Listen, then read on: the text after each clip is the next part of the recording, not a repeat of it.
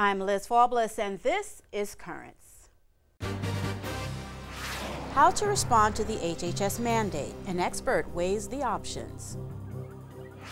Plus, it's been happening for 123 years, a church celebration in one Manhattan neighborhood.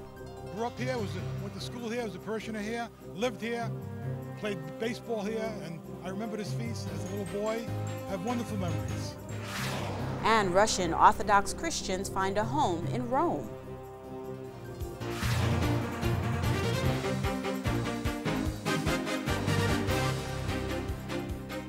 Good evening, and thank you for joining us. It has been nearly 3 weeks since the Obama administration's HHS mandate took effect. The rule requires private insurance policies to cover contraception, sterilization, and abortion-inducing drugs. Religious institutions whose beliefs clash with those services have one more year before they will be forced to comply.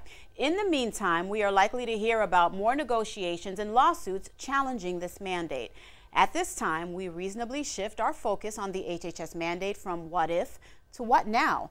That said, we took a closer look at research released by the National Bioethics Center. That's an organization that conducts research and publishes data intended to educate and promote human dignity in healthcare and the life sciences using the teachings of the Catholic Church.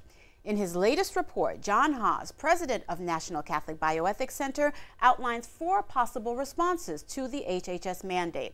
I spoke to John earlier today about the choices at hand and why no matter what the faithful may choose, the bottom line remains the same. The fight for religious freedom must persist. John, you highlight 4 different ways to address the mandate, and I'm going to go through them really quickly. Now, the first is to comply and assent willingly to the law. We have the second and the third options, which are either to provide morally acceptable insurance coverage or drop all insurance coverage for employees.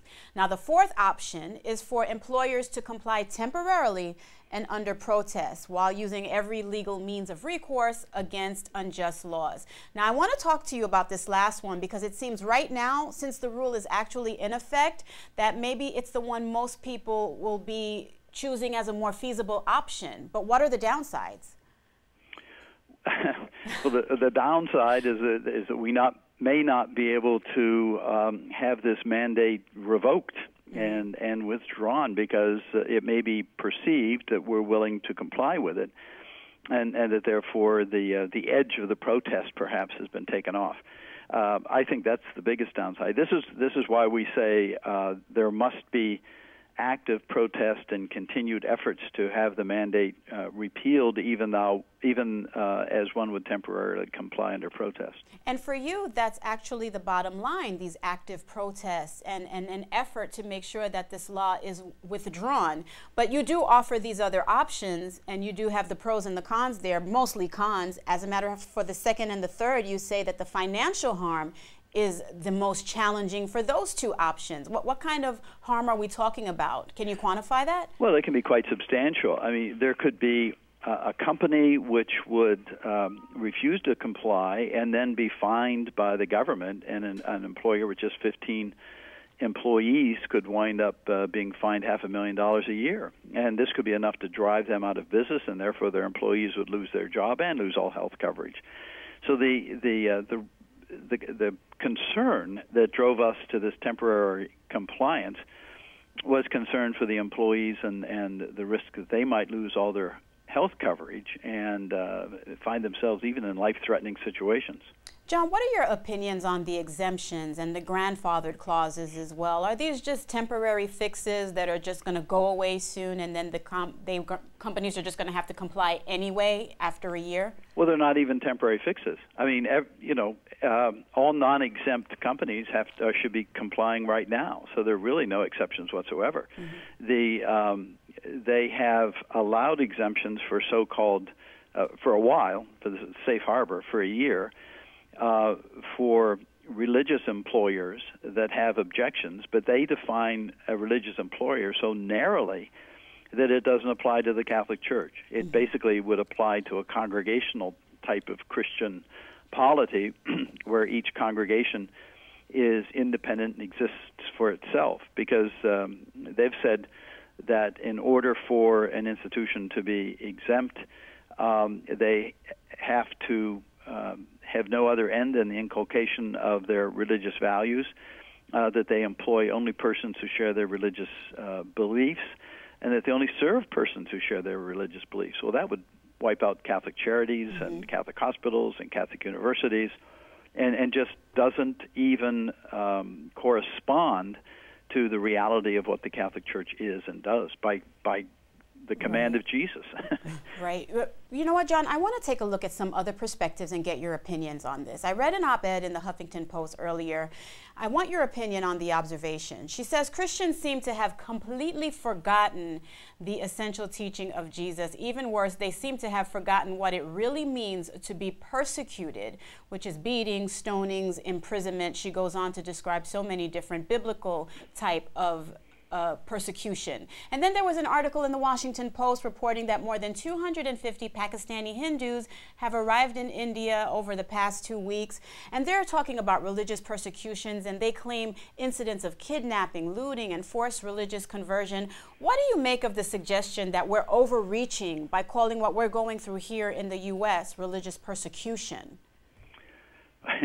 There are many, many different kinds of persecution. There are many different kinds of martyrdom. There's red martyrdom. There's white martyrdom, and the unwillingness to comply can bring very, very heavy penalties and oppressive measures against those Christians who refuse to comply. They can be driven out of business. They conceivably could be put into jail.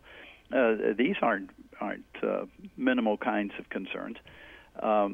And you know, once this has been established and the principle has been firmly set, why then there's no reason that would prevent them from pursuing you know, stronger sanctions in the future that could lead to even more oppressive types of persecution. Here's part of the debate that I also want your opinion on, John, while I have you here in the time that we have left. What do you say to opponents who say that by taking on this cause, by Catholics taking on this cause, we're walking a very fine line and dangerously close to breaching the tenets of separation of church and state? Well, I think it's the federal government that has now breached the separation between church and state. The federal government is now presuming to say what even constitutes a religion. They're presuming to tell us how to practice our religion. It's very interesting that this administration no longer talks about freedom of religion. They now talk about freedom of worship, and there's a very significant difference between the two. Freedom of religion is that we can go out into the highways and byways and serve those who are sick, those who are needy, those who are hungry, again, as we are commanded by our Lord. Freedom of worship means you can do whatever you want within the four walls of your house of worship on your designated day of worship. I mean, that's not the free exercise of religion. It's the federal government that's overstepping the bounds here, not the church. The church is trying to safeguard the constitutional rights that have been ours from the very beginning of this nation.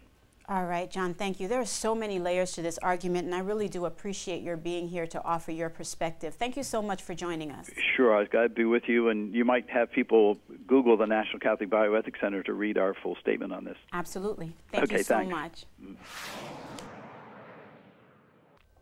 And in total, more than 50 institutions are participating in more than 20 lawsuits against the HHS mandate. These plaintiffs include Catholic dioceses, hospitals, religious schools serving inner-city children, and ministries providing hospice care and assistance to the developmentally disabled. Stay tuned. The day's top headlines after a quick break.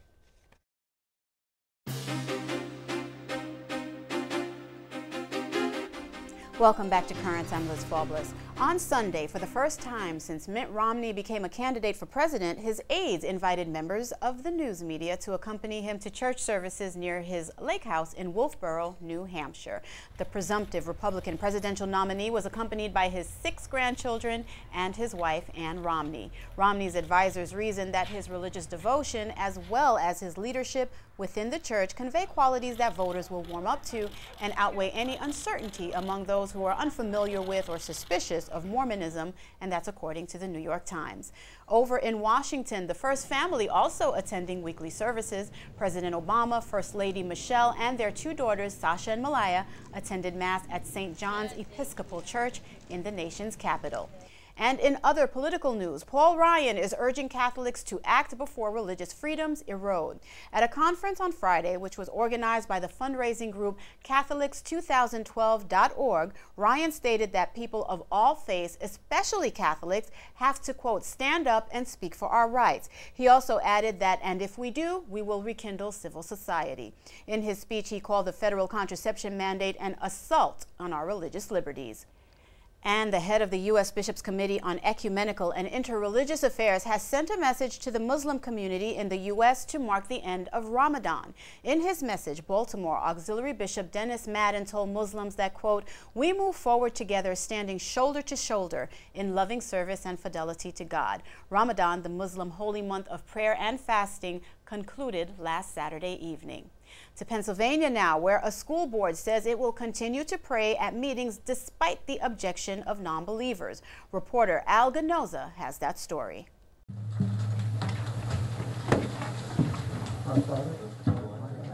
Shortly after the Greencastle Antrim School Board opened their meeting with the Lord's Prayer, two people spoke up in protest of that practice. When there's a student present at a board meeting and you say the Our Father prayer, you are actually endorsing Christianity as the favored religion among a school filled with atheists, agnostics, Muslims.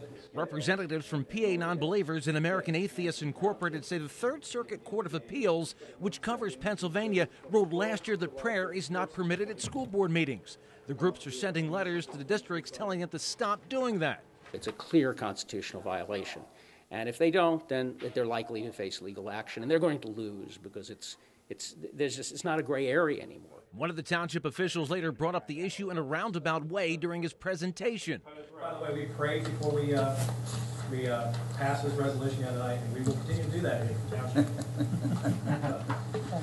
township. The board would not comment on the protest, but did say this about the practice of praying. I've been attending board meetings for 25 years, and it's always been a practice of the school board to start the meeting with the Lord's Prayer. Wow. Has anybody ever said anything? No one's ever said a word. And that report from Al Ganoza. And in Lebanon, there are fears that the violence that is occurring in neighboring Syria could spread to their country. In a speech to the Catholic charity Aid to the Church in Need, Maronite Patriarch Bachara Boutros Rai warned that Syria's civil war could ignite a major conflict between the Sunni and Shiite Muslims in Lebanon. Pope Benedict is scheduled to visit Lebanon next month. Thus far, though, there are no plans to cancel this visit. Also in the Middle East, a Protestant pastor in Pakistan who was sentenced to death for leaving the religion of Islam will be tried again, this time, though, on new charges. Youssef Narakani is summoned to appear once again in court on September 8th. The pastor originally received an execution sentence for a charge of apostasy. He has been in prison for close to 3 years. And finally tonight, Pakistan police have arrested an 11-year-old mentally disabled Christian girl for alleged blasphemy. A mob has accused her of desecrating pages of the Quran and, as a reaction, demanded to have her arrested. They also threatened to burn down Christian homes around the area. Her parents have been taken into protective custody as a result of the threats, and other Christian families have fled. Paul Bhatti, a minister for Pakistan's National Harmony, told the BBC that the girl supposedly has Down syndrome and that according to reports she was carrying a waist page that also had pages from the Quran. Bhatti stated that it is, quote, unlikely that she purposely desecrated the Quran. Stay tuned, there's more currents ahead. Coming up, from the church to the streets, a big celebration for the Feast of St. Rocco. People always thought these Italian celebrations would end with the old, but as you can see, this is all generations are here, and predominantly younger people, because to carry a statue for 3.5 hours, it takes young people.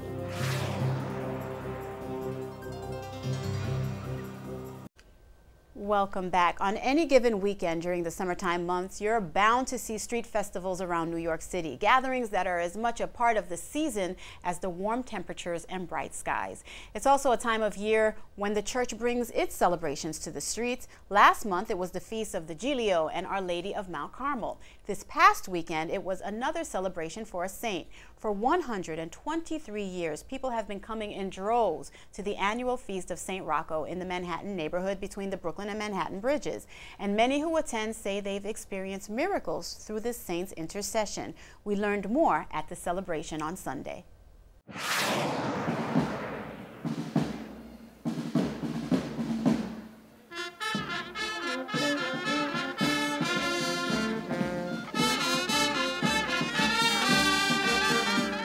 And this is our 123rd Feast of St. Rocco, being celebrated in Lower Manhattan continuously for 123 years. It was founded by men and women from the Basilicata section of southern Italy. It could make me cry. To bring this celebration to a community that is no longer essentially an Italian-American community is an awful lot of work. But as you can see, the crowds are beginning to come, and St. Rocco has summoned Italian-Americans and others from the 5 boroughs, New Jersey, Connecticut, and beyond. St. Rocco was born in Montpellier, southern France, to wealthy parents. At their death, when he was approximately 18 years old, he sold all his possessions, gave his title to his uncle, and went on pilgrimage to Rome. While he was in Italy, the Black Plague broke out, and he was a layperson, but he would stop and minister to the sick. The people started to notice that his ministry just consisted of making the sign of the cross over them and they would be healed. Ultimately, he succumbed to the plague himself. So here we are to honor the patron saint of the sick who's helped us in every way possible. The story goes like this, that St. Rocco becomes for us a model of what we should be as followers of Jesus Christ, as someone who not only receives the body and blood of Christ, but puts it into practice every day of our lives. St. Rocco represents the concern of the church for the poor and the downtrodden. All you need to do is walk around the city and you see countless people who are in need. When we speak about the lives of any of the saints, in particular St. Rocco, we understand that we are called to imitate Christ the way they did. And it means being heroic in our lives, not just the ordinary lackadaisical Catholics, but rather being heroic Catholics and really putting into action our faith. I grew up here, went to school here, was a parishioner here, lived here, played baseball here, and I remember this feast as a little boy. Have wonderful memories. I've been here every St. Rocco feast ever since I was a very young child. I would always come with my dad. It's an important tradition for people to maintain of their heritage. My son had bacterial meningitis, and we prayed to St. Rocco every day. His prayers definitely performed a miracle because the doctors can't explain why my son is okay. The pinning of the money represents thanksgiving to St. Rocco for graces that he's granted through his intercession. And when the graces are granted, people want to show their thanks, or if they're praying, they want to make these donations. All the money goes to St. Joseph's Church, and so that we can keep St. Rocco's home in good working order for years to come, as well as the American Cancer Society. Do you ever get worried about money falling off while you're on the parade? I have no such worries. There's so many St. Rocco devotees here, they wouldn't let anything happen to the money. I see the Feast of St. Rocco continuing forever. This is not an old people's event, which people always thought these Italian celebrations would end with the old. But as you can see, this is all generations are here, and predominantly younger people, because to carry a statue for 3.5 hours, it takes young people. I wish everyone what I say at the end of every procession, Viva San Rocco, which means hooray, or long live St. Rocco.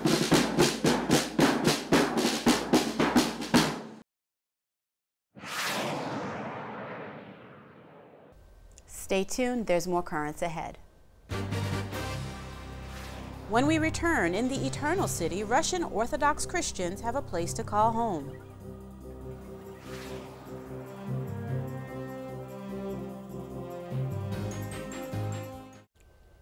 The Russian Orthodox Church has been at the center of a controversy and not of its own choosing. It started earlier this year when a female punk rock band held an anti-government protest in the main cathedral in Moscow. The 4 members of the group, all en masse, performed a dance in the cathedral and called on the Virgin Mary to save Russia from President Vladimir Putin. On Friday, 3 of the band members were each sentenced to prison terms of 2 years in a verdict that took 3 hours to read. Senior clerics of the Russian Orthodox Church say they forgive the band for its actions, with one priest asking for mercy within the limits of the law. Elsewhere in Russia, an entertainer with an international following is being sued for millions for her support of homosexual rights. A group of activists is suing Madonna for close to $10.5 million. The complaint from the group includes video taken at a recent concert in St. Petersburg that shows Madonna stomping on an Orthodox cross. The video also includes footage of the singer asking fans to raise their hands to display pink armbands in support of homosexual rights. And while those controversies continue in Russia, Rome Reports brings us the story of a Russian Orthodox church in the Eternal City that is a place of worship for many immigrants. The Russian Orthodox Church and the Catholic Church have shared friendly relations for years. In 2007, those relations took another step forward with the completion of the Church of St. Catherine of Alexandria. Located in Rome, it has the typical appearance of many Russian Orthodox churches. With this new church, the relations between Moscow and Rome not only include words, but they are now close enough to look upon one another. It's symbolic because we see here that it opens onto a beautiful view of St. Peter's, and from there you can see St. Catherine's. Many Russian tourists, come here saying, "We saw the church from St. Peter's." It's a beautiful symbol of relations between the two churches. But beside the symbolic force this church carries in Rome, these two churches have moved closer together through the forces of globalization, allowing them to find that Catholics and Russian Orthodox share many things in common. What unites us is clear. It's our common roots, the apostolic succession, our common history, and above all our positions on many issues of life coincide. Now on some things we share points of view that are exactly the same. The Church of St. Catherine of Alexandria is the second Russian Orthodox church in Rome. With its completion, it ends a project that began in the 19th century under the last Russian Tsar. However, the country's communist revolution brought an end to its construction. Those who were faithful to the church were forced to go underground. Immigrants who fled Russia during the Civil War opened a church here, which still exists and is located in a residential building. It's not visible from the outside, and you would never imagine that there's a church there. This new church was built as a continuation of that old idea of having a true church here, with domes and everything else.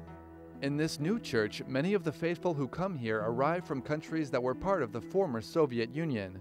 They can now gather in a church that is completely rebuilt to follow many of their traditions, such as baptisms and celebrating Mass.